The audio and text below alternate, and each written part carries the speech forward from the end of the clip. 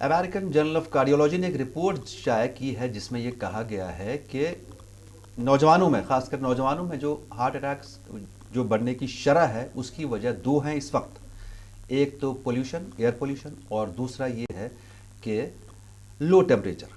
हम कश्मीर में भी देख रहे हैं, सर्दियां हैं, टेम्परेचर बहुत कम है, और यहाँ से भी कई बार ऐसी खबरें आई हैं कि जहाँ लोगों को हार्ट अटैक का सामना करना पड़ता है। कई बार ऐसा भी सुना कि नौजवानों को, कम उम्र के लड़कों को या लड़कियों को, बच्चों को हार्ट अटैक्स आते हैं। उसकी वजह ये हो सकती है कि यहाँ पर जो है टेम्परेचर कम होता है, सर्दियों में माइनस में चला जाता है, चले कलान होता है, टेम्परेचर बहुत कम होता है, वेन्स जो आपकी सुकड़ जाती हैं, ब्लड वेसल्स और वेन्स सुकड़ जाती हैं, जिससे हार्ट अटैक होने का खतरा बढ़ जाता है। इसी बारे में एक छोटी सी रिपोर्ट देखते हैं। कुछ साल हो गए हैं जब से जो 40 साल, 35 साल या 30 साल की अगर बात करें उम्र वाले जो नौजवान अफराद हैं, उनमें काफ़ी ज़्यादा हार्ट अटैक्स होते हैं। क्या वजह है सर इस चीज़ की?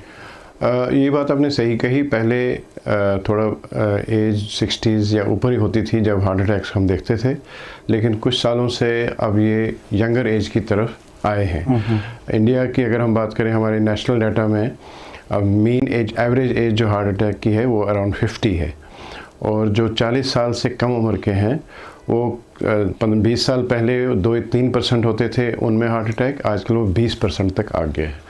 उसमें यही है कि लाइफस्टाइल लोगों का बदल गया है पिछले 10-15 सालों में। अब वेट लोगों का एवरेज बढ़ गया है, जिसको हम एडिपोज या ओवरवेट कहते हैं, और एक्सरसाइज कम करते हैं लोग, ज़्यादा बाइक कार्स का इस्तेमाल करते हैं, तो रूटीन चलना वगैरह जो होता है वो कम हो गया है।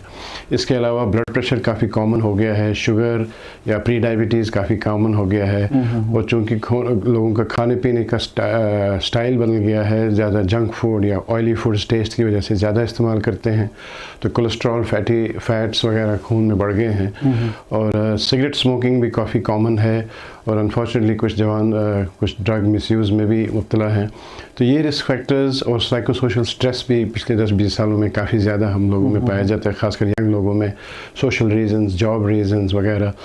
तो ये सब रिस्क फैक्टर जमा हो गए हैं, और इन रिस्क फैक्टर्स का असर ज़्यादातर जवानों में आ गया है, इसलिए अब हम 30s-40s में भी हार्ट अटैक्स देखते हैं। बिल्कुल, सर्दियों में आम तौर पे हमारा ब्लड प्रेशर बढ़ जाता है सबका, और जो हम सब हैं, तो कोल्ड एक्सपोजर से बीपी बढ़ जाता है। ये भी एक रीज़न है कि हार्ट पे एक्स्ट्रा लोड पड़ता है, क्योंकि बीपी बढ़ता है। तो जिन लोगों को ब्लड प्रेशर की प्रॉब्लम नहीं है तो उनके लिए ठीक है, वो अगर नमकीन चाय वगैरह पीते हैं हम, तो ज़रा कंट्रोल में ही पिएँ, एतदाल में ही पिएँ। लेकिन ख़ासकर जिनका ब्लड प्रेशर का प्रॉब्लम है उनको ज़रा ज़्यादा नमक नहीं खाना चाहिए। हम कहते हैं कि सॉल्ट रिस्ट्रिक्शन, यानी नमक कम खाएं। तो उसमें नमक, अगर आप नमकीन चाय पीते हैं तो नमक कम इस्तेमाल करें और इसकी क्वांटिटी कम रखें।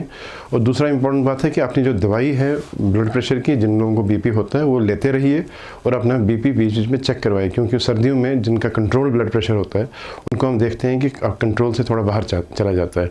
तो लोगों को अपना चेकअप करवाना चाहिए। अगर बीपी कंट्रोल में नहीं है तो अपने डॉक्टर साहब को मिलना चाहिए, और वो उनकी दवाई एडजस्ट कर लेंगे ताकि उनका ब्लड प्रेशर ठीक हो। इसको इग्नोर न करें। डॉक्टर साहब, ये जानना चाहेंगे, एकदम अगर किसी का ब्लड प्रेशर शूट हो जाता है तो उसका इमरजेंसी ट्रीटमेंट क्या है, और उस वक्त क्या करना चाहिए लोगों को? ब्लड प्रेशर में ये इंपॉर्टेंट बात याद रखनी है कि इसको हम साइलेंट किलर बोलते हैं।